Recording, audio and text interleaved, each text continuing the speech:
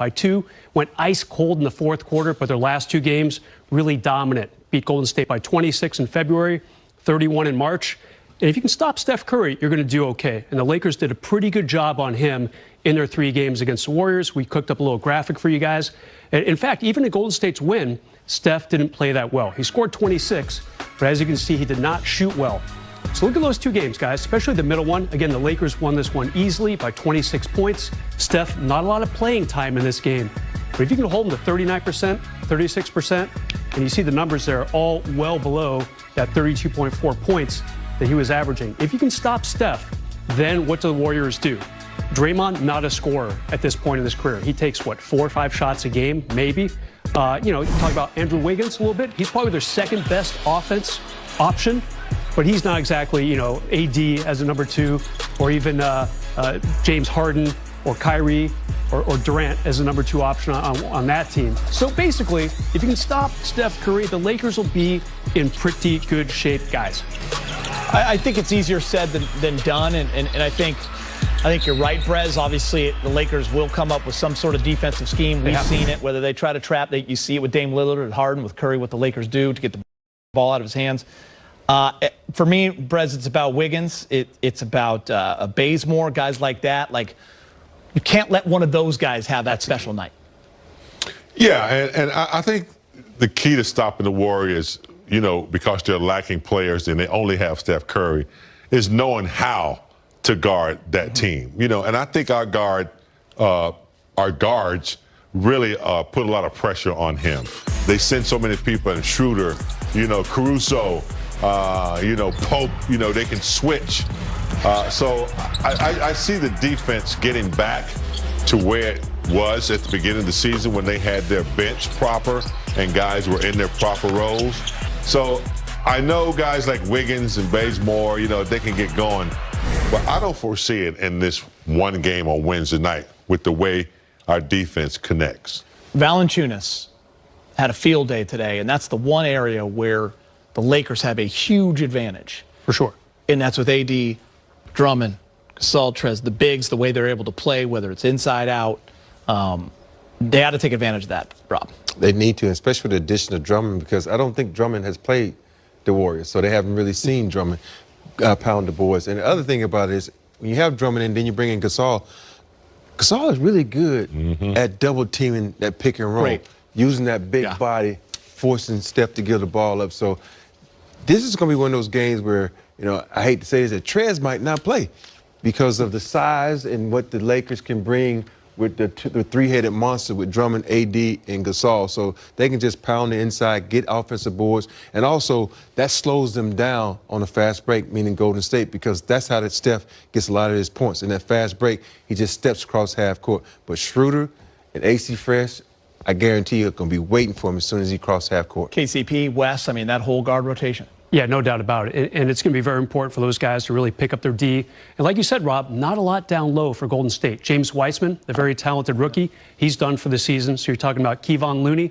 And, it gets a little thin after that as far as a true center. Draymond, don't know what they're going to do with him, whether you put him on AD or Andre Drummond.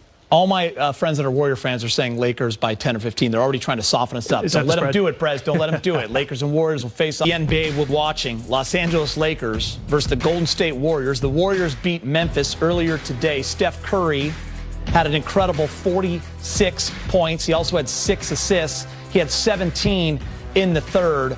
So it'll be Steph and the Warriors taking on the Lakers. The winner moves into that 2-7 matchup to play the Phoenix Suns. The loser of Lakers-Warriors moves into game number 3, which will be the winner of 9 and 10, Memphis and San Antonio. The winner of game number 3, put them into the top of the bracket. Utah will take on that team, and they will be the 8th seed. The Clippers, unbelievable down the stretch, losing to Houston and OKC. OKC had lost 24 of 25. We were all watching that game. That loss puts the Clippers on the other side of the bracket if the Lakers can win on Wednesday night. So Luka will get another shot at the Clippers like he did last year in the bubble. Denver will play Portland. That is 3-6 right there. So it is all set for you, Big Game James. The West is gnarly. Yeah, I mean, a lot of raging going on over there. Yeah, I mean, I'm ready to get started. Regardless of who's playing who. I do look at Dallas and Clippers. Luka Doncic. He's a superstar player. They're not ready yet, big game. Superstar player. The Denver, Portland, without Murray. That's going to be interesting to see. But yeah, let's get this game Wednesday and get a few days off. Yeah, that's the thing. I mean, you lose Wednesday, all of a sudden you're looking at the top of the bracket, and you're also playing in a do-or-die game on Friday. Rob, what are you looking at that bracket and thinking right now? I'm liking it. I'm liking the Lakers' spot if they win on Wednesday.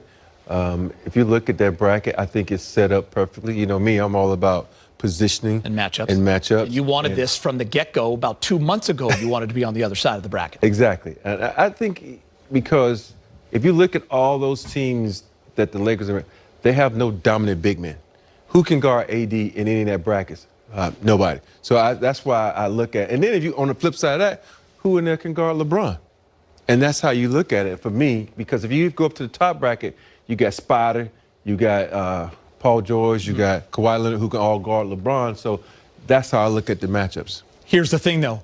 We can talk about that. That's the fun part for fans, for analysts, for TV shows, for talk radio. But the Lakers and Warriors have one game and one game only in mind, and this is what the NBA has created with the play-in tournament. A lot of people complain throughout the year. I was one of them that didn't think a 7 seed after 72 games should be playing it, but guess what? It's here. And I was saying this earlier. You got to get on board with it mentally, and you got to be about it, or else you're going to be in big trouble. Oh, yeah, you get on the train and you're going to get left. It's here. Everyone talked about they didn't like it. LeBron didn't like it. But the more and more we've talked about it the last week, the more exciting it's gotten, the more curious everyone has gotten about it. So here it is. And, people are going to be one of the most watched games on Wednesday. So, yeah, this is where now, no matter who you play, this is where your Lakers bread and butter, your defense comes back. You're getting LeBron, you're getting AD, you're getting the band back together. You're getting everybody back together. But your emphasis now, especially at the guard position, has to be lockdown defense the way they started the season. They get back to that. And I think, you get your bench back. You're getting a normal starting team back now. Now everybody goes back to their original roles. And that's when the bench was kicking it. So I hope they can get back to that, get some time to prep for that. Got good news. What's that? You know what it is? LeBron's ready? Well, he's not, but the other guy is. Who's the other guy? Marc Gasol? Oh, AD? Can I get an amen?